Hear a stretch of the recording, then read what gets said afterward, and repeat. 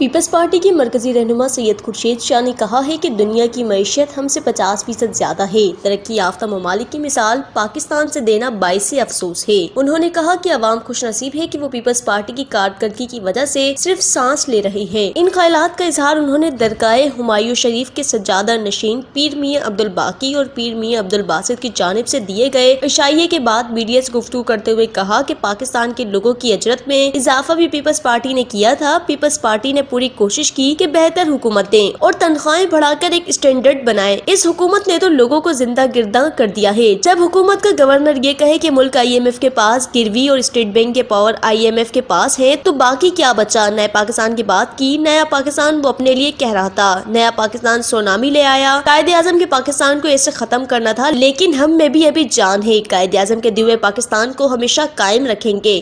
ان کا مزید کہنا تھا کہ لوگوں کو شکایات ہے کہ سیاسی پارٹی ہمارے مسائل نہیں دیکھ رہی۔ مرش نیوز، جیکب آباد۔